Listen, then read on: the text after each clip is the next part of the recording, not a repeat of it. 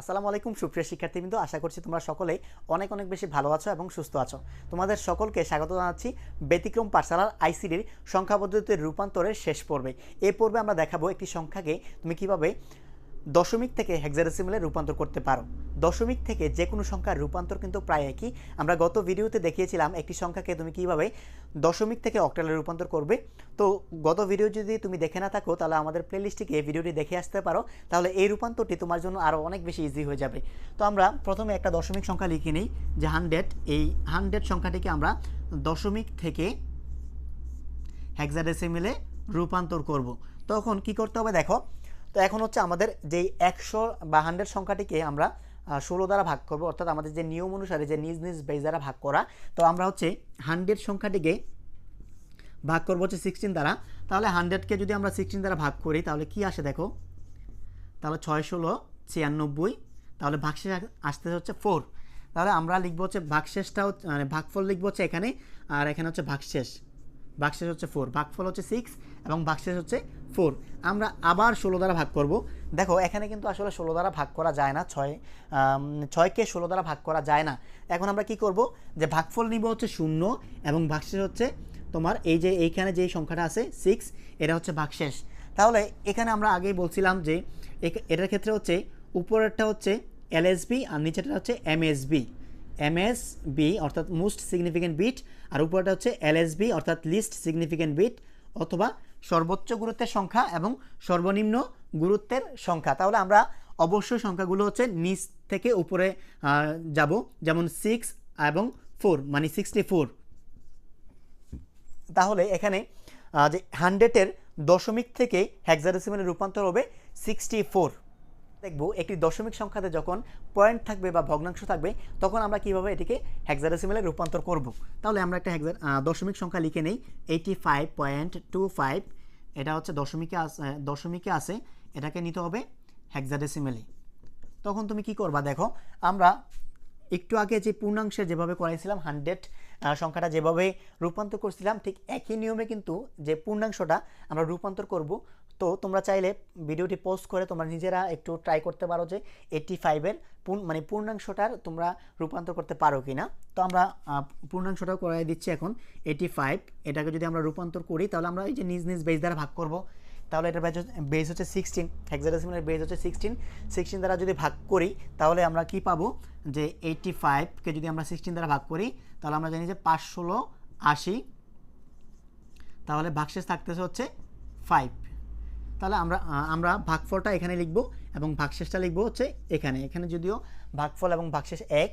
তারপর হচ্ছে আমরা আবার এই 5কে 16 দ্বারা ভাগ করব, কিন্তু কথা হচ্ছে যে 5কে কিন্তু 16 দ্বারা ভাগ করা যায় না। এখন তুমি কি করবা, ভাগফল নিবা হচ্ছে 0 এবং ভাগশেষ থাকবে হচ্ছে এটা, যেই আমাদের যে ভাগফলটা ছিল আগের এটাই হয়ে যাবে হচ্ছে ভাগশেষ। যেমন 5 এখানে হচ্ছে 16, তাহলে আমরা যদি 0 নেই তাহলে 0 হবে, তাহলে ভাগশেষ থাকতেছে কিন্তু 5।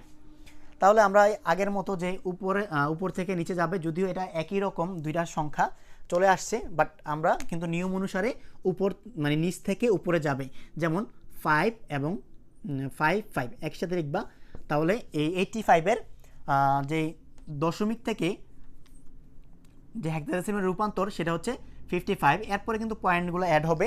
তো আমরা এরপরে পয়েন্টটা অ্যাড করব, বাট পয়েন্টটা আমরা কিভাবে বের করব, যে পয়েন্টের জন্য আমরা কিভাবে রূপান্তর করব এটা আমরা এখন দেখিয়ে দিচ্ছি।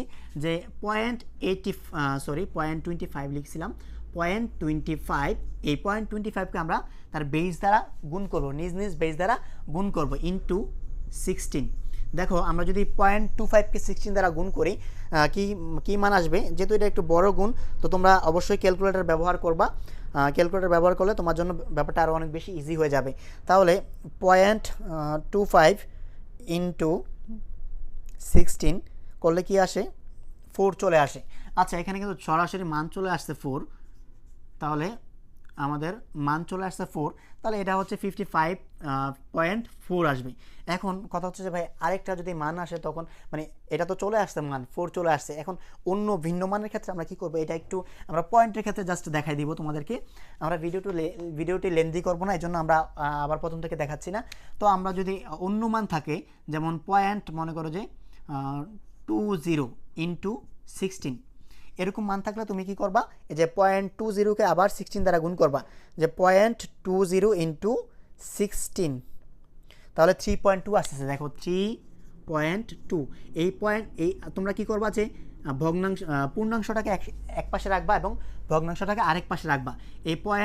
এই যে 2 আছে, এই 0.2কে তুমি আবার তার বেস দ্বারা অর্থাৎ 16 দ্বারা গুণ করবা। গুণ করলে কি আসবে দেখো, যে 0.2 ইন্টু 16, দেখো আবার হচ্ছে 3.2। আচ্ছা, আবার আসছে 3.2। আমি যদি আবার লিখি, আসলে এখানে কিন্তু 3 আসতেছে, এটা একটা পূর্ণপূর্ণিক সংখ্যার মতো চলে আসছে। তো আমরা যদি আবার 0.2 ইন্টু 16, আসলে একই সংখ্যা আসবে 3.2, তাহলে আবার আসতেছে 3.2 পয়েন্ট, আমরা যদি আবার 16 দ্বারা গুণ করি 0.2কে আসবে 3.2। তাহলে আমরা এখানে আসলে এটা কিন্তু মানের কিন্তু শেষ নেই, চলতে আছে, এটা চলমান আছে। তো আমরা যদি কোনো একটা সংখ্যা লিখি, তারপরে 0.333 এরকম 3-4টা মান বের করার পরে আমরা ডট ডট দিয়ে এটাকে শেষ করে দিব। অ্যাটলিস্ট 4টা পর্যন্ত লিখলেই হবে, 4টার বেশি লেখার প্রয়োজন নাই। তো আশা করছি ভিডিওটি তোমরা বুঝতে পারছো। তো আমাদের ভিডিওগুলো যদি ভালো লাগে থাকে তাহলে লাইক, কমেন্ট, শেয়ার, সাবস্ক্রাইব করে আমাদের পাশে থাকো। আর যদি ভিডিওগুলো ভালো না লেগে থাকে, কেন ভালো লাগেনি আমাদেরকে কমেন্ট করে জানাও, আমরা আমাদের ভুলগুলো সংশোধন করে পরবর্তী ভিডিওতে ফিরে আসবো। তো আমাদের এই ভিডিওগুলো অনেকে মনে করতে পারো যে এটা অনেক ডিটেলস আকারে আমরা পড়াই নাই, বাট আমরা শীঘ্রই লাইভ ক্লাস নিয়ে আসবো ফেসবুকে। তো তোমরা যারা আমাদের ফেসবুকে কানেক্টেড নাই, আমাদের ফেসবুকে কানেক্ট হয়ে যেতে পারো। আমরা খুব শীঘ্রই লাইভ ক্লাস নিয়ে আসবো। ওই লাইভ ক্লাসে আমরা তোমাদের প্রবলেমগুলো সমাধান করার চেষ্টা করব। তো দেখা হচ্ছে তোমাদের সাথে পরবর্তী কোনো ভিডিওতে। সে পর্যন্ত ভালো থাকবে, সুস্থ থাকবে। আল্লাহ হাফেজ।